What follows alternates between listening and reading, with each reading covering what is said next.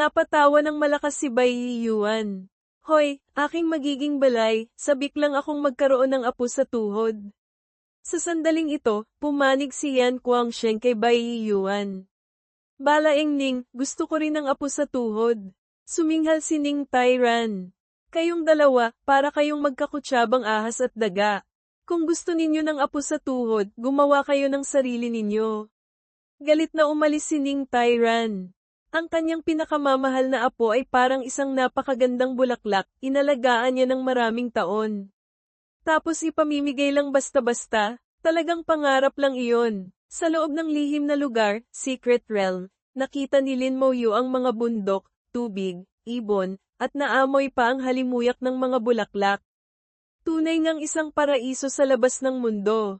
Ito ang lihim na lugar na iniwan ni Jiang Yi.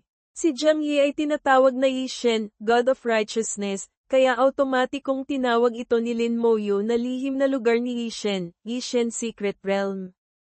Ang tanawin sa loob ng lihim na lugar ni Yi Shen ay halos kamukhang kamukha ng mundo sa labas.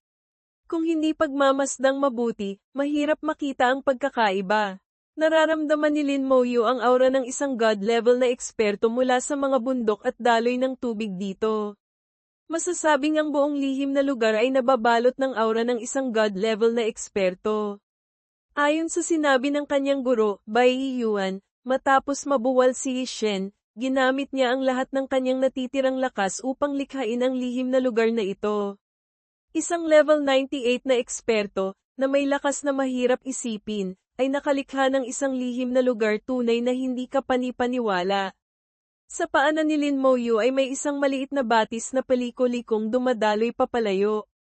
Hinawakan ni Lin Moyu ang tubig sa loob ng batis. Tunay ngang elemento ng tubig, water element. Ang dumadaloy sa maliit na batis na ito ay hindi totoong tubig, kundi purong elemento ng tubig.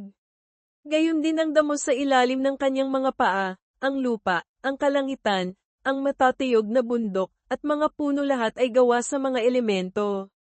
Kaya pala pwedeng gamitin ang mga elemento ng ganito. Para kay Lin Moyu, sapat na ang nakita niya. Hindi lamang mga elemento, kundi lahat ng bagay sa lihim na lugar, tulad ng mga puno, ay nagbibigay kay Lin Moyu ng pakiramdam ng buhay na sigla. Pamilyar na pamilyar si Lin Moyu sa ganitong pakiramdam. Ito ay lakas ng kaluluwa, soul power. Bukod sa mga elemento, ang lihim na lugar ay puno rin ng lakas ng kaluluwa. Bahagyang nagulat si Lin Moyu. Buhay pa rin si Yi Shen? Kahit patay na ang katawan, ang kaluluwa at kalooban ay nananatili. Nakakatakot talaga ang mga God-level na eksperto. Matapos maglakad ng ilang sandali, isang maliit na landas ang lumitaw sa kanyang harapan. Ang landas ay patungo sa isang nayon. Sa nayon, may ilang dosenang bahay na kalat-kalat. Mula sa malayo, tila may usok pa mula sa lutuan, na parang may mga taong naninirahan sa loob. Naglakad si Lin Moyu patungo roon. Sa sandaling tumapak siya sa maliit na landas, bigla siyang mabilis na umatras. Isang mahabang espada ang lumipad mula sa kung saan at tumusok sa lugar kung saan siya nakatayo kanina. Napakatalas ng mahabang espada, hiniwan nito ang lupa na parang tofu. Ang talam ay tuluyang bumaon sa lupa, tanging ang puluhan lamang ang naiwan sa labas. Isang batang lalaki ang lumitaw sa tabi ng espada. Yumuko ito, hinawakan ng puluhan, at binunot ang mahabang espada. Ang mahabang espada ay mukhang ordinaryo, ngunit ang nangyari kanina ay nagbigay ng pag-iingat kay Lin Moyu. Pag-isipan mong mabuti, patayin mo ako, o papatayin kita. Hindi na nagsalita pa ng walang kabuluhan ang batang lalaki. Itinaas niya ang mahabang espada at itinutok ito diretso kay Lin Moyu. Tumingin si Lin Moyu sa kanyang dalawang maasahang katulong, mga pulsuhan niya. Nakita niya ang dalawang pares ng bituing singsing, star rings, na lumitaw sa bawat pulso ng kalaban. Ang pagkakaroon ng bituing singsing ay nangangahulugang isa siyang legendary grade professional. Isang divine swordsman. 4 na bituing singsing ang nagpapatunay na ang antas ng kalaban ay nasa pagitan ng 40 at 49, agad niyang ginamit ang sining ng pagmamanman, scouting technique, probe, ngunit kahit ito ay walang nakuhang anumang impormasyon at tuluyang nawala ng bisa. Lalong naging maingat si Lin Moyu. Ang biglang sumulpot na kalaban na ito ay hindi pangkaraniwan. Itinutok ng batang lalaki ang espada kay Lin Moyu. Walang silbi ang scouting technique mo. Isa akong level 39 Divine Swordsman. Pag-isipan mong mabuti, patayin mo ako, o papatayin kita at mananatili ka rito magpakailanman. Siya na mismo ang nagsabi ng kanyang impormasyon. Tunay ngang isang Divine Swordsman. Gayunpaman, nakaramdam ng pagtataka si Lin Moyu. Hindi ba't kung level 39 Divine Swordsman siya, dapat 3 bituing singsing lang ang lumitaw? Sa level 40 pa lang dapat lilito ang ika-4 na bituing singsing. Bakit level 39 pa lang siya ay 4 na ang bituing singsing niya? Kakaiba talaga. Malinaw na hindi sasagutin ng kalaban ang kanyang tanong. Kung ganoon, patayin na lang. Natanto ni Lin Moyu na ang kalaban ay hindi totoong tao. Kung gayon, hindi na kailangang maging magalang pa. Skill, sumpa ng panghihina, Curse of Weakening, Aging. Itinurong niya ang kanyang daliri. Pula at nagniningning na liwanag ang pumuno sa paligid. Isang pulang-pulang espada na may dalang mga tani-kala ang agad lumitaw sa itaas ng ulo ng kalaban. Isang bituing singsing sa kamay ng Divine Swordsman ang tuluyang sumabog. Umungol ang mahabang espada, at ang buong katawan nito ay naglabas ng nakasisilaw na sword chi sa isang iglap. Ang sumpa ay nadoraj at piniga ng sword chi. Kasabay nito, sumugod na siya patungo kay Lin Moyu. Ang mga hakbang niya ay hindi maintindihan ni Lin Moyu, napakabilis nito na naging mga anino na lamang. Hindi alam ni Lin Moyu ang mga attribute nito, ngunit kung purong bilis lang ang pag-uusapan, inaamin niyang hindi siya makakapantay. Ngunit hindi ito mahalaga. Ang apoy ng kaluluwa, Soul Flame, ay hindi kailangang makita ng malinaw ang kalaban. Mula pa lang sa simula ng laban, kontrolado na ni Lin Moyu ang kalaban. Isang nagliliyab na apoy ang nasa kanyang palad. Matapos ang pangalawang job change, ito ang unang beses na ginamit ni Lin Moyu ang apoy ng kaluluwa. Ang level 40 Soul Flame ay naglalabas ng matingkad na gintong liwanag, parang isang bituin, at napakaganda. Ngunit ang apoy ay nagpapakita ng mapanirang aura. Ang kanyang talento ay pinarami ng 50 beses, at ang kanyang spirit attribute ay tumaas din ng halos 5 beses. Hindi alam ni Lin Moyu kung gaano nakalakas ang kanyang apoy ng kaluluwa. Kung gagamitin niya ang buong lakas ng kanyang dating apoy ng kaluluwa, halos mapapatamba niya ang isang kaparehong antas na professional sa isang iglap. Sa sandaling lumitaw ang apoy ng kaluluwa, nagbago ang kalmadong ekspresyon ng Divine Swordsman. May takot sa kanyang mukha, sinabi niya, skill sa pag-atake ng kaluluwa, Soul Attack Skill. Sa sumunod na segundo, isang bulaklak ng apoy ang dam-apo sa kanyang noo. Isang nakakapangilabot na sigaw ang umalingaw-ngaw. Napasigaw sa sakit ang Divine Swordsman, natamba at nagpakita ang tunay na anyo. Ang sakit mula sa apoy ng kaluluwa ay mahirap tiisin. Mas mataas ang antas, mas matindi ang sakit. Choang! Isang malakas na tunog ang umalingaw-ngaw ng isa pang bituing singsing ang sumabog. Nakabawi siya sa isang iglap. Kasabay nito, isang bugso ng sword chi ang tumama diretso kay Lin Moyu. Bahagyang kumislap ang kanyang baluti ng buto, bone armor, hinaharangan ng atake ng sword chi. Patuloy pa ring nagliliyab ang apoy ng kaluluwa sa kamay ni Lin Moyu. Takot ang mababakas sa mukha ng Divine Swordsman. Isa na namang bituing singsing ang sumabog. Sa isang iglap, sumabog ang sword chi at nagsalubong, bumuo ng isang makapal na lambat. Skill, latian ng espadang chi, sword chi swamp, quagmire. Ang sword chi ay parang latian, kapag nahulog ka rito, napakahirap gumalaw. Ang skill na ito ay pangmalayo ang atake at may kasama ring mga atake at kontrol, napaka-epektibo. Ang makapal na sword chi ay tumama sa baluti ng buto, paulit-ulit na naglalabas ng tunog na, ding-ding-trang. Kinailangan ni Lin Moyu na tiisin ang ilang dosenang atake ng sword chi bawat segundo, mataas talaga ang dalas nito. Ang tanging kahinaan nito ay unti-unting humihina ang lakas ng atake, kaya hindi nito kayang sirain ang baluti ng buto.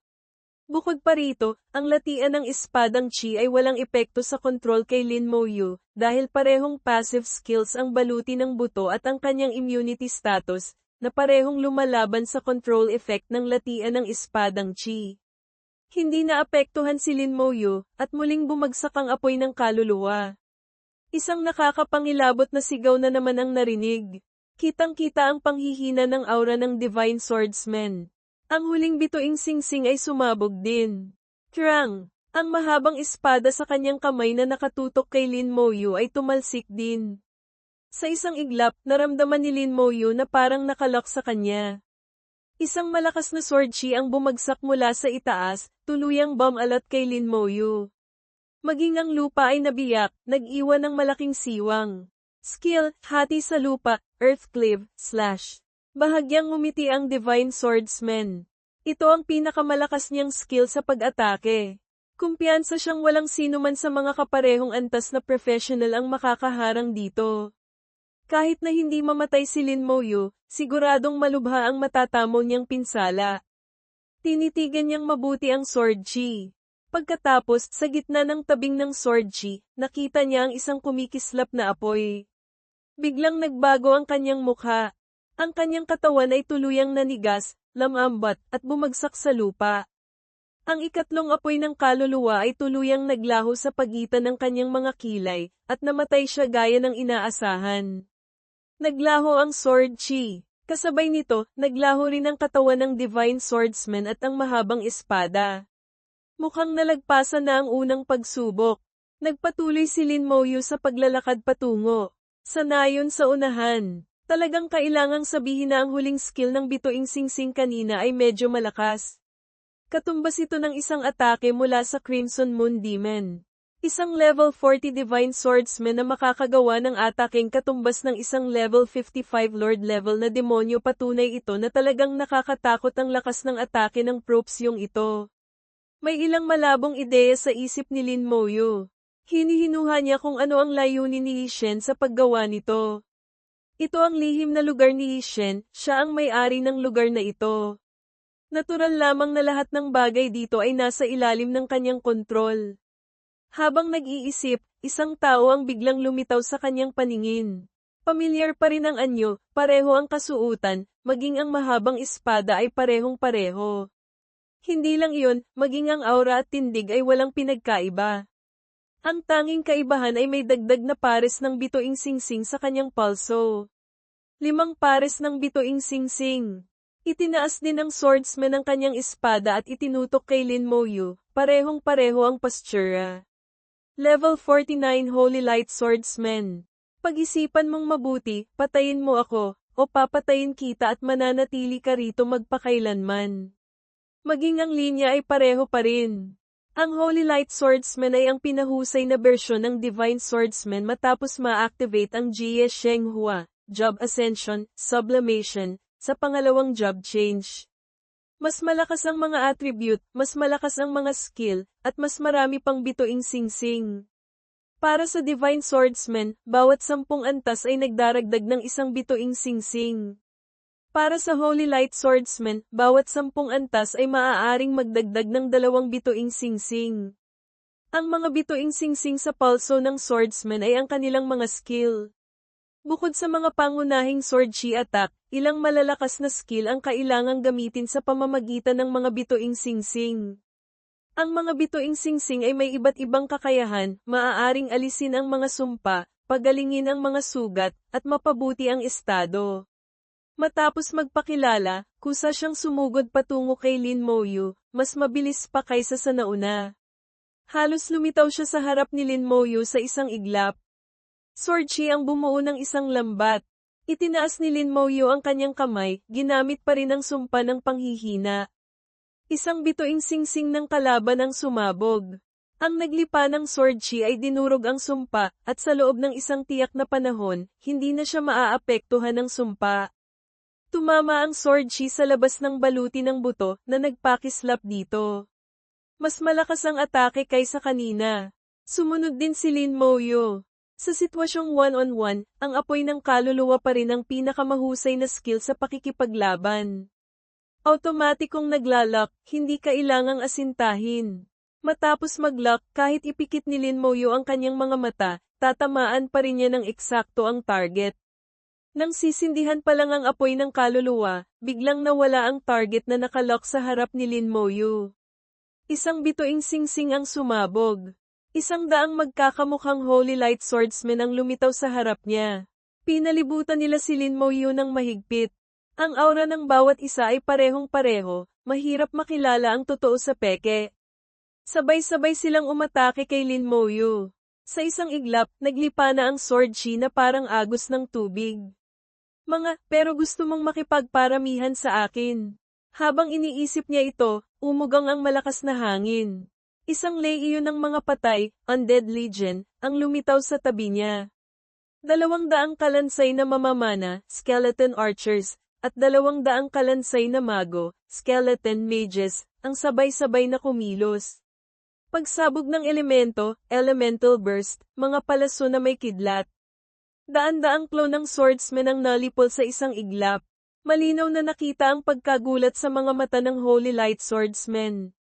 Sunod-sunod na sumabog ang mga bituing singsing. Skill, latian ng espadang chi. Skill, hati sa lupa. Walang epekto. Ang grupo ng mga kalansay ay hindi naapektuhan ng latian ng espadang chi, isang skill mula sa Skeleton General, Wu Tuong Chun, ang direktang nag-alis ng negatibong estado. Ang matatalim na sword chi ay bumagsak mula sa itaas, tumama sa mga kalansay. Ang mga kalansay, na may liwanag ng sining ng pagpapagaling, healing art, technique, ay sumugod sa gitna ng mga sword chi. Ang mga atake ng kalansay na mago at kalansay na mamamana ang unang tumama. Sunod-sunod na malalakas na pagsabog ang umalingaw-ngaw sa katawan ng Holy Light Swordsman. Krang! Krang! Krang! 2 pagkakataon lang siyang binigyan ng lehiyon ng mga patay na gumamit ng skill, pagkatapos ay sinundan na ito ng malalakas na ganting atake. Ang level 49 Holy Light Swordsman ay agad na natamba, walang kahirap-hirap. Nagpatuloy si Lin Moyu sa paglalakad. Sa pagkakataong ito, tinamad na siyang bawiin ang lehiyon ng mga patay. Habang gumagalaw, ang mga kalansay ay patuloy na naglalabas ng tunog na kalampag, na tila naging isang hindi angkop na saliw sa lihim na lugar na ito. Ngunit hindi ito pinansin ni Lin Moyu, ang tunog na ito ay nagbibigay pa nga sa kanya ng kapanatagan. Siguradong meron pa. Habang nag-iisip, isang anino ang lumitaw sa kanyang paningin. Walang pinagkaiba ang anyo, malamang pati ang sasabihin ay pareho pa rin. Maliban sa may dagdag na pares ng bituing singsing sa kanyang palso. 4 na pares ng bituing singsing. Siguradong ang antas niya ay umabot na sa level 59. Hindi na nagsalita ng walang kabuluhan si Lin Moyu.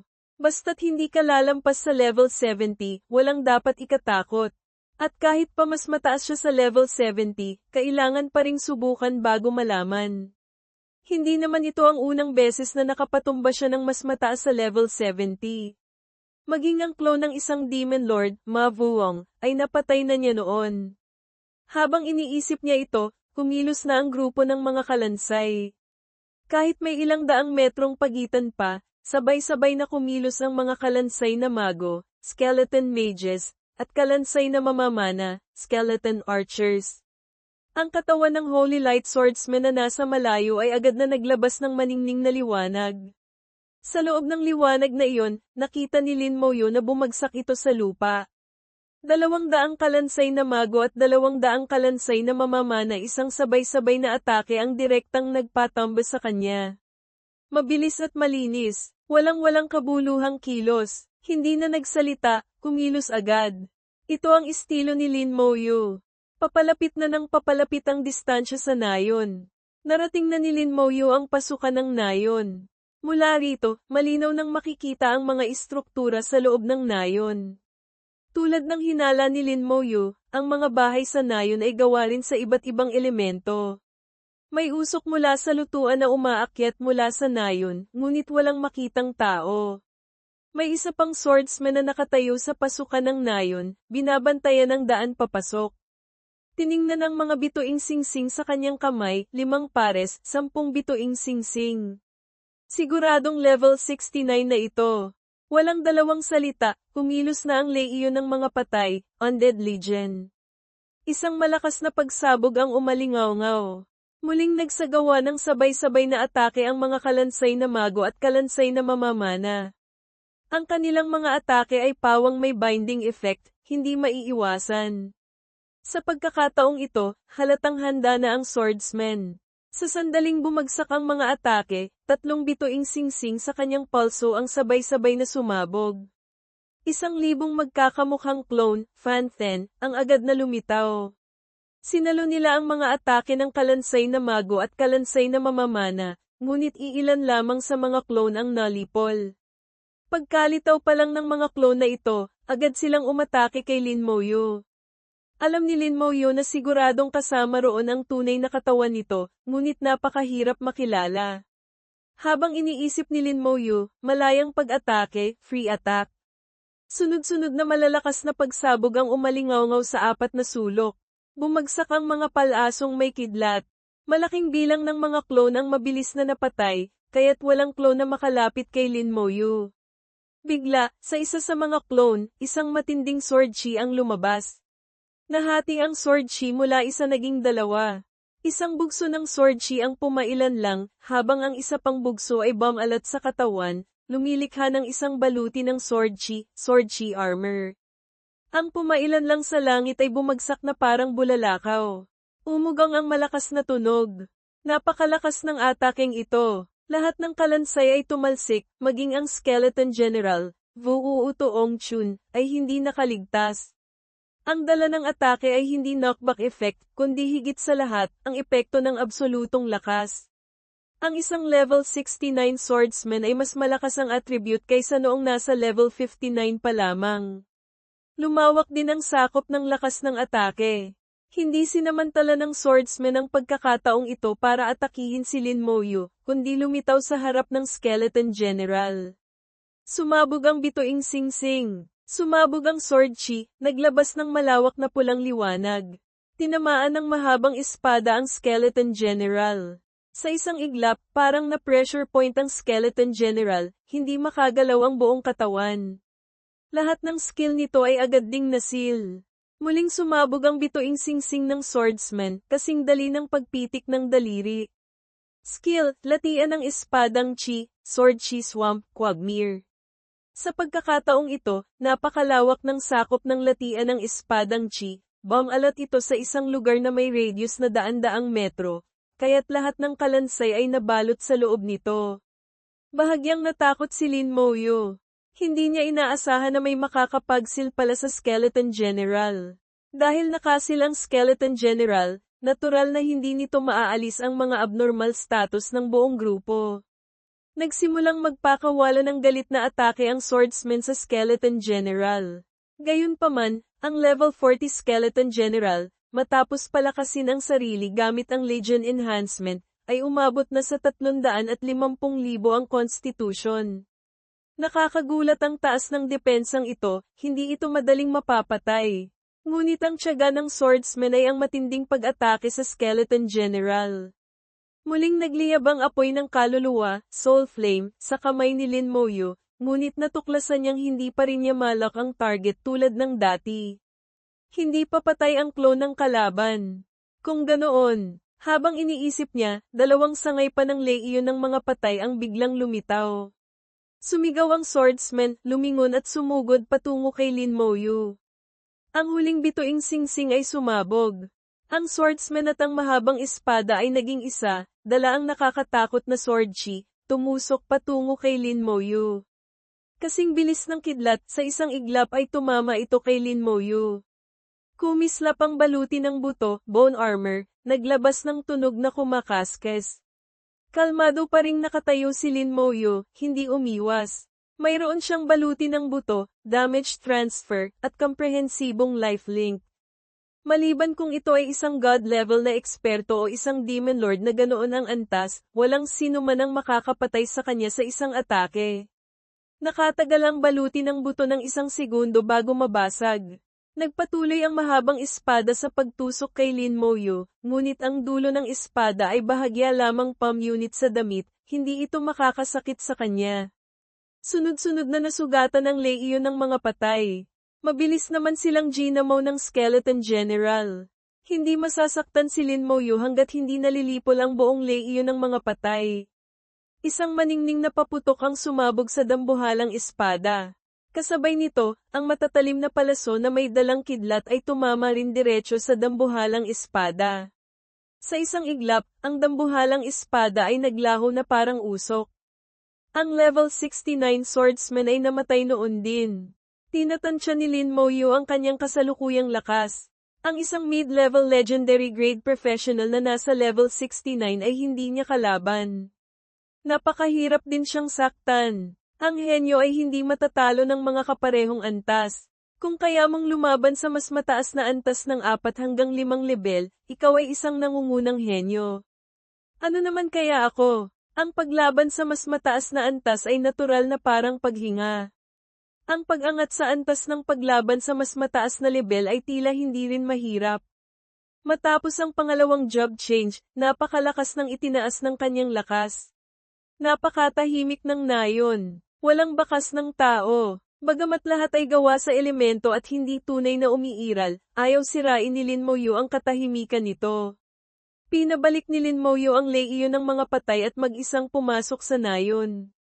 Sa loob ng nayon, kalat-kalat ang mga bahay, may iisang pangunahing daan lamang. Sinundan ni Lin Moyu ang pangunahing daan patungo sa isang maliit na bahay. Ang maliit na bahay ay hindi kapansin-pansin sa nayon na ito, ngunit dito niya nararamdaman ang pinakamalakas na hininga ng kaluluwa, soul breath. Napakasensitibo ni Lin Moyu sa hininga ng kaluluwa, hindi siya magkakamali. Pasok! Isang boses ang narinig mula sa loob ng bahay. Sumagot si Lin Moyu at pumasok sa loob ng bahay.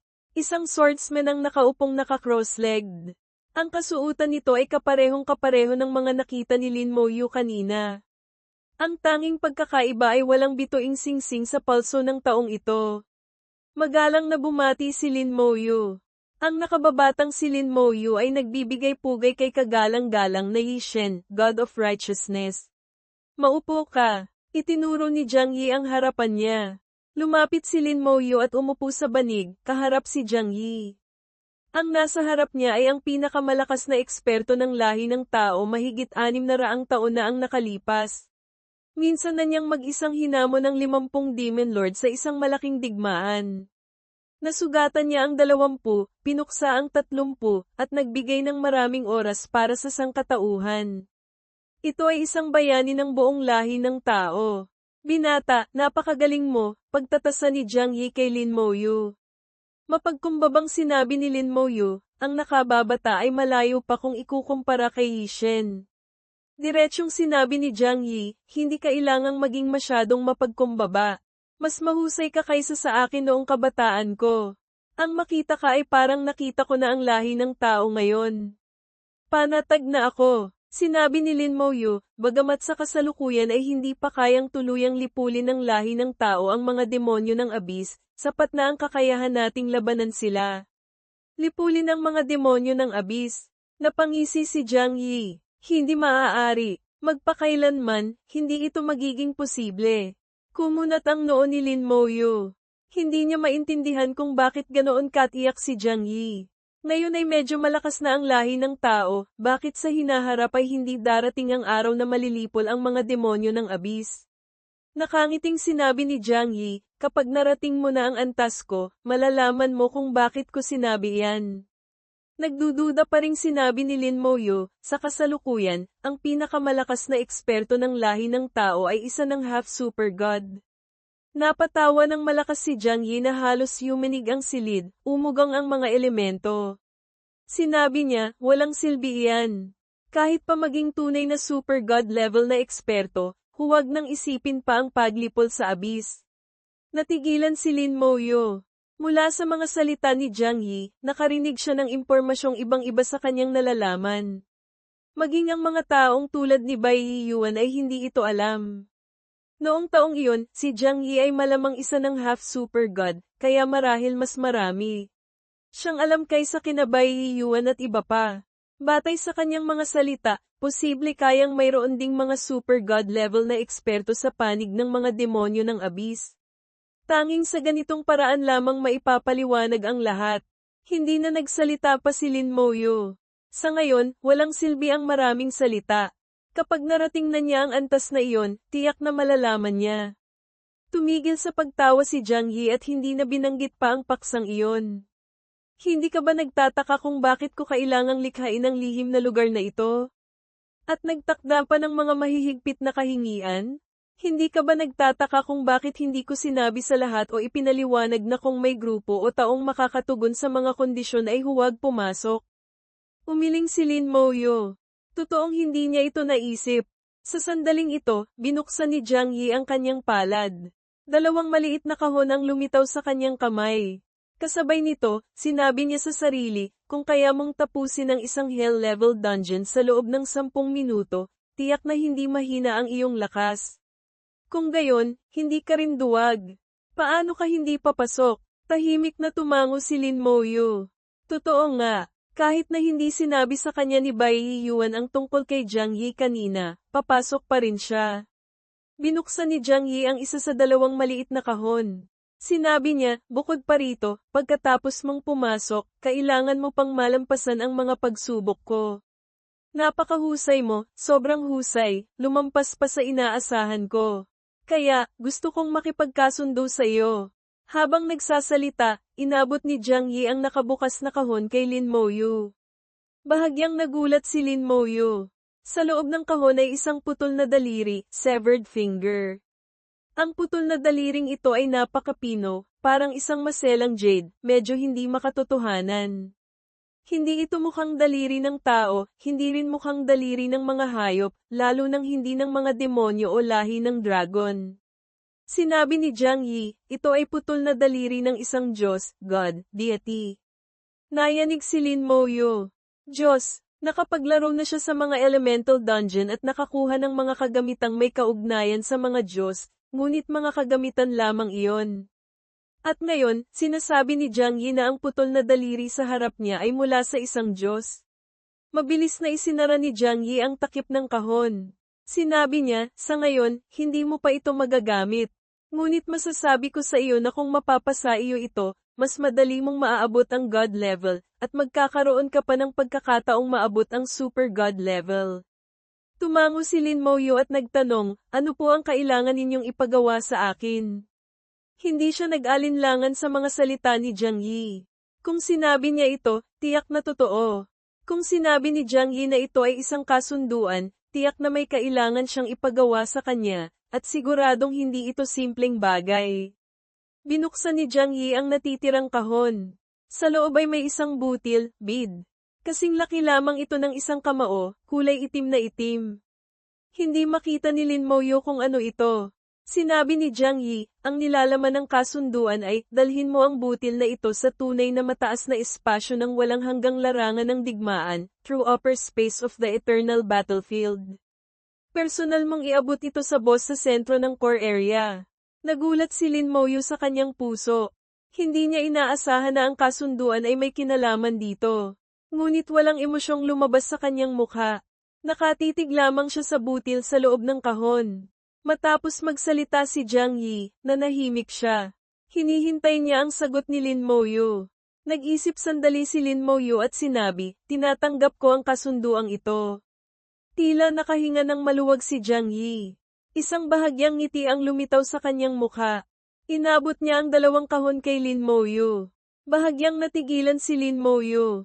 Hindi po ba kayo nag-aalala na lolokohin ko kayo, kukunin ang mga bagay ngunit hindi tutuperin ang misyon? Umiling si Jiang Yi. Hindi ako magkakamali sa iyo. Naniniwala ako sa iyo. Sinabi niya ito ng may lubos na kumpiyansa.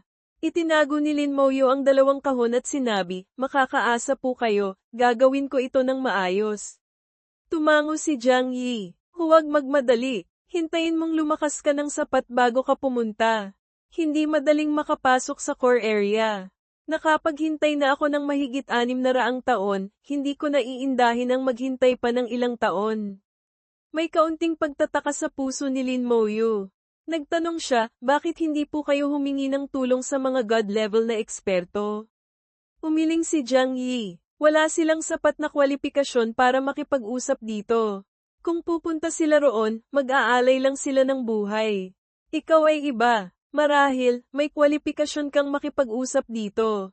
Hindi alam ni Lin Moyo kung bakit ganoon kalaki ang tiwala sa kanya ni Jiang Yi, ngunit bahagya na niyang naunawaan ang kahulugan ng kanyang mga sinabi.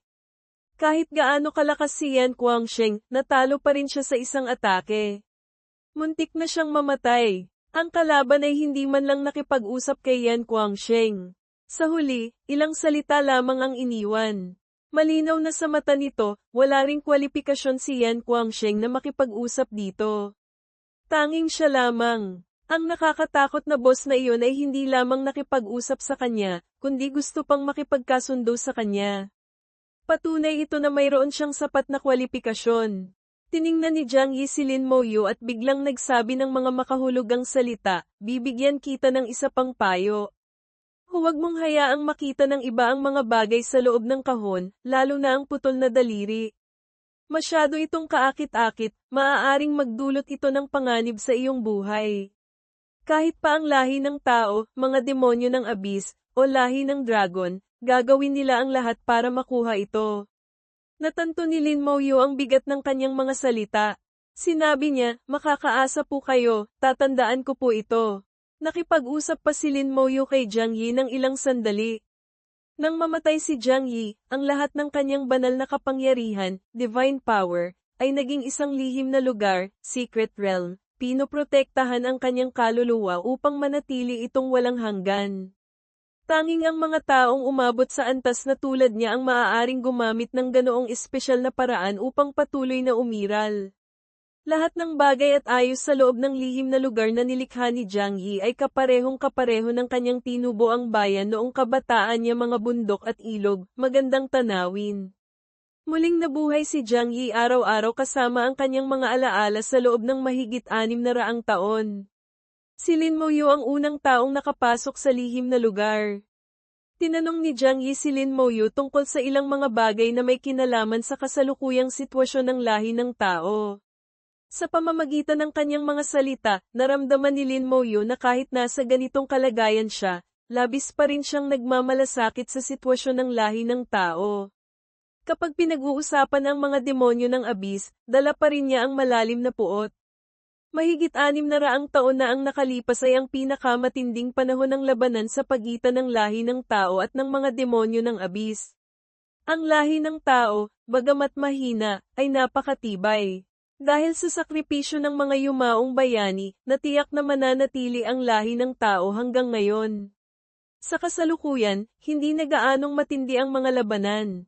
Ang lahi ng tao ay palakas ng palakas. May kakayahan na ang lahi ng tao na labanan ang mga demonyo ng abyss. Ngunit ayon kay Jiang Yi, kung nais na tuluyang lipulin ang mga demonyo ng abyss, ito ay talagang imposible. Kahit pa lumitaw ang isang super god level na eksperto, hindi pa rin ito maisa sa katuparan.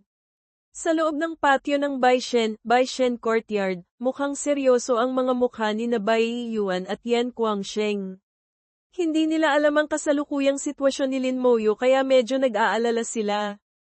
Ang pinakamagandang tiya sa kanilang mga kamay ay naging walang lasa. Siguradong walang problemang kinakaharap si Xiaoyu, Little Yu, bulong ni Bai Yuan. Siyempre walang problema, agad na sagot ni Yan Guangsheng, ngunit ang kanyang mga salita ay tila medyo hindi sigurado. Kung tutuusin, ang lugar na pinasok ni Lin Moyo ay ang lihim na lugar na iniwan ni Jiang Yi mahigit 600 taon na ang nakalipas. Walang nakakaalam kung ano ang nasa loob nito. Kumunat ang noo ni Bai Yuan. Matandang Meng, ano sa tingin mo, bakit kailangang mag-iwan ni Jiang Yi ng isang lihim na lugar? Ang anino ng banal na tore ng Xia, Sacred Tower of Xia, sa kamay ni Meng Anwen ay walang tigil sa pag-ikot, naglalabas ng maningning na liwanag. Nakapikit ng mahigpit si Meng Anwen, tila may iniisip. Pagkaraan ng ilang sandali, tumigil sa pag-ikot ang banal na tore ng Xia. Binuksan ni Meng Anwen ang kanyang mga mata. Hindi pa patay si Jiang Yi. Ano, sabay na napatayo sina Bai Yuan at Yan Guangsheng. Hindi pa patay si Jiang Yi? Paano nangyari iyon? Sinabi ni Meng Anwen, huwag kayong maging excited, pakinggan niyo muna ako. Hindi naman sa ganap na hindi pa patay si Jiang Yi. Bagamat patay na ang katawan, buhay pa ang kaluluwa, nasa loob ng lihim na lugar na iyon. Bukod pa rito, napakaraming taon na ang lumipas, nagtatago pa rin si Jiang Yi sa loob ng bulwagan ng mga dungeon hall, umaasa sa kapangyarihan ng bulwagan ng mga dungeon para patatagin ang lihim na lugar. Naging hindi natural ang mukha ni Yan Guangsheng. Nagtanong siya, kung hindi pa siya patay, ano ang gustong gawin ni Jiang Yi? Biglang lumabas ang isang mapanganib na aura sa mga mata ni Bai Yuan. Sinabi niya, hindi kaya gusto ng taong iyon na agawin ang katawan, possess, body snatching. Narinig ko na may isang uri ng skill na maaaring sakupin ang katawan ng iba. Suminghal si Meng Anwen. Ano ang iniisip mo? Hindi ganoong klaseng tao si Jiang Yi. Batay sa kanyang mga nagawa, sa tingin ko malamang isa ng half-super god si Jiang Yi. Kung aagawin niya ang katawan, kahit mabuhay siya, hindi na siya makakabalik sa kanyang kasukdulan. Sa kanyang mapagmataas na pagkatao, kahit mamatay si Jiang Yi, hindi niya gagawin ang ganoong bagay. Isipin mo, kung ikaw iyon, gagawin mo ba yon? Lahat ng god level na eksperto ay labis na mapagmataas. Umiling sina Bai Yuan at Yan Guangsheng. Hindi nila gagawin iyon. Kung gayon, ano ang gustong gawin ni Jiang Yi? Diyos lang ang nakakaalam. Kapag bumalik si Xiaoyu, tanungin natin siya. Pagkaraan ng ilang sandali, sunod-sunod na pagyanig ang lumitaw sa espasyo. Pagkatapos, isang pamilyar na aura ang naramdaman. Sabay-sabay nagaman ang mga mukha ng tatlo.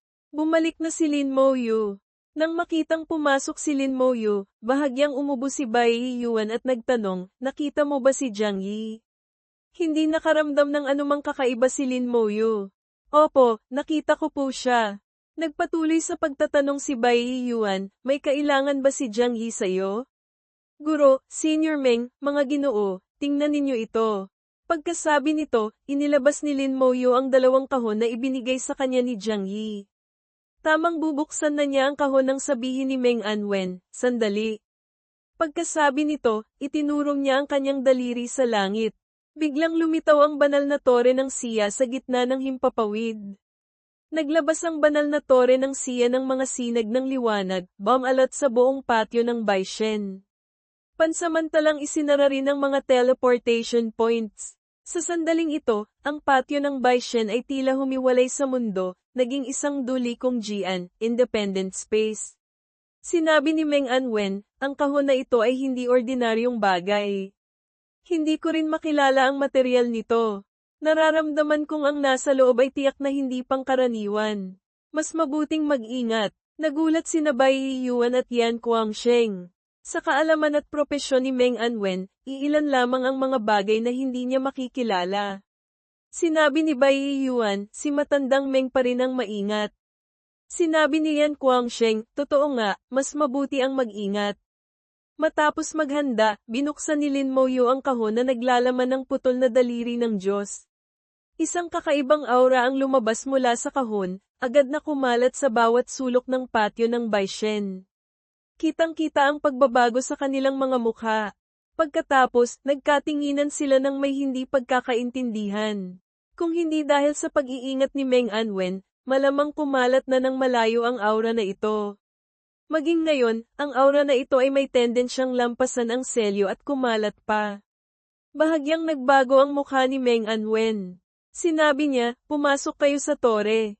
Pagkasabi nito, naglabas ang banal na tore ng siya ng 3 sinag ng liwanag, sa isang iglap ay hinayla ang 3 papasok. Hindi lamang sila, kundi hinayla rin ito ang buong patio ng Baishen papasok.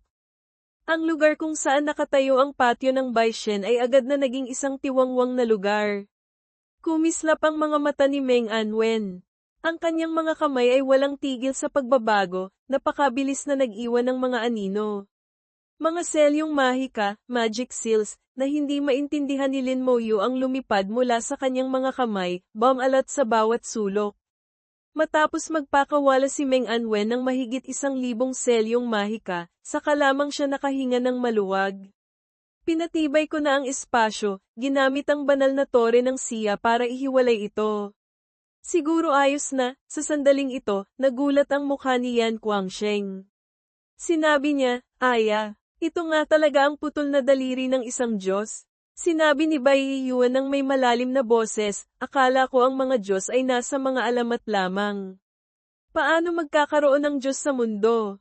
Natawa si Meng Anwen. Kaya nga sinasabi kong magbasa ka pa. Sinabi ko na sa iyo noon, ayaw mong maniwala. Ngayon, naniniwala ka na ba? Nagtanong si Lin Moyu, Guro, Senior Meng, ano po ba talaga ang mga Diyos?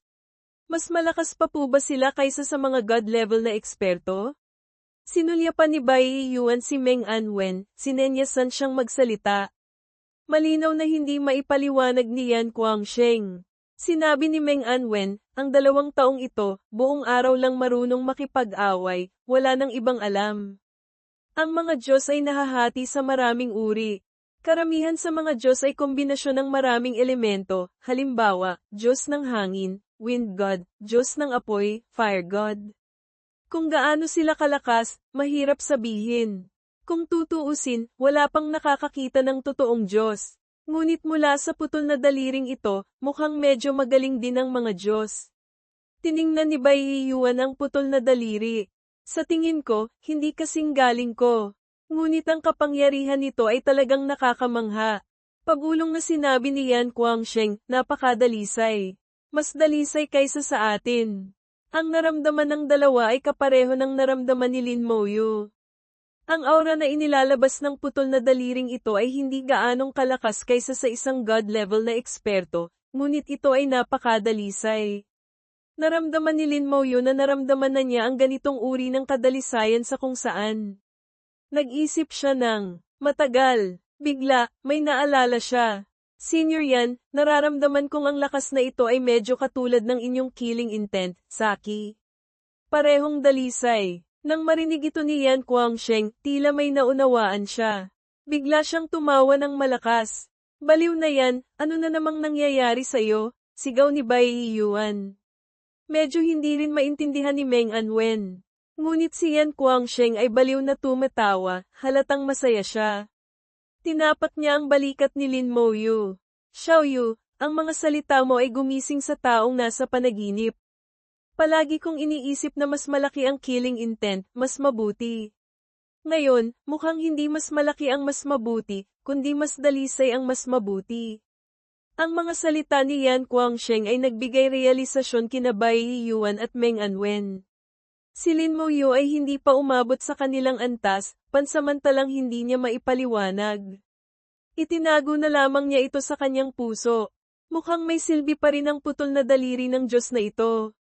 Nag-isip sandali si Meng Anwen, sinabi ng may malalim na boses, hindi nakapagtataka kung bakit sinabi ni Jiang Yi na ang daliri ng Diyos na ito ay magiging dahilan para mag-agawan ang lahat ng God-level na eksperto.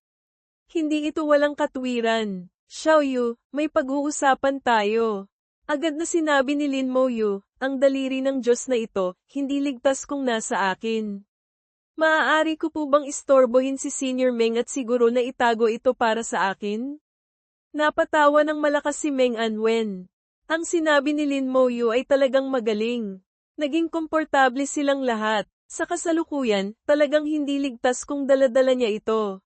Nagtanong si Lin Moyu, Guro, Senior Meng, mga ginoo, tingnan ninyo naman po kung ano ito. Muling pinag-aralan ng 3 ang maliit na butil sa sumunod na kahon. Unang sumuko sina Bai Yuan at Yan Guangsheng, talagang hindi nila maintindihan. Nag-isip ng matagal si Meng Anwen, sa huli ay umiling din. Malawak ang mundo, hindi nauubusan ng mga kakaiba at mahahalagang bagay. Talagang hindi ko makilala kung anong kayamanan ito. Ngunit mukhang ito ay isang bagay na napakataas ang antas ng selyo. Sinabi ni Lin Moyu, pinakiusapan ako ni Jiang Yi na ibigay ito sa nilalang na iyon sa core area. Ano? Sumigaw ng kakaiba si Yan Guangsheng. Sa pagkakataong ito, hindi lamang si Yan Guangsheng, kundi maging si Meng Anwen ay hindi mapigil ang huminga ng malamig. Mas lalong nagalit ang mga mata ni Bai Yuan. Nagtanong siya, ano bang kabaliwan ang iniisip ng Jiang Yi na yon? Pinapanta ka sa taong iyon? Naghahanap ka ba ng kamatayan? Natanto ni Yan Guangsheng na sobra ang kanyang reaksyon. Ang kanyang instinct sa loob ng maraming taon ang nag-udyok sa kanya. Sa sandaling ito, nakabawi siya. Umubo siya ng 2 beses. Hindi, kami ang mamamatay kung pupunta kami, pero si Xiao Yu, hindi. Hindi maintindihang tiningnan siya ni Bai Yuan at Meng Anwen. Mabilis na ikinwento ni Lin Moyu ang kanyang karanasan sa loob ng Earth Core Dungeon. Pagkatapos marinig, medyo gaman ang mukha ni Bai Yuan.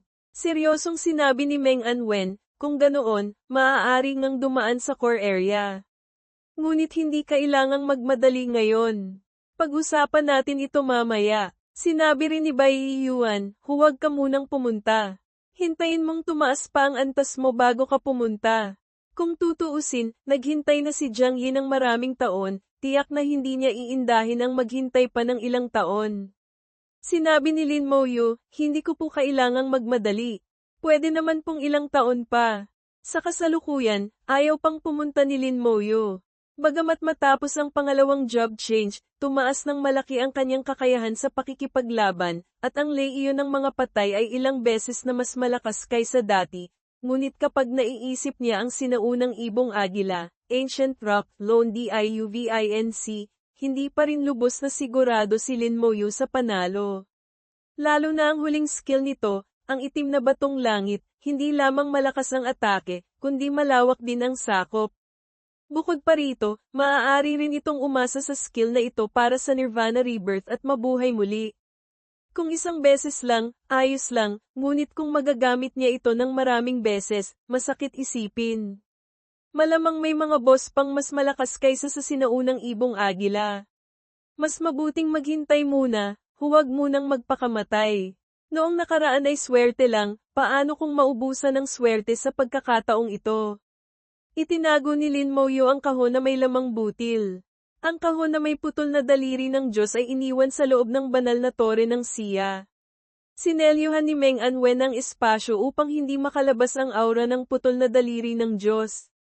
Ang putol na daliri ng Diyos ay may malaking halaga sa pananaliksik para sa mga God-level na eksperto tulad nila.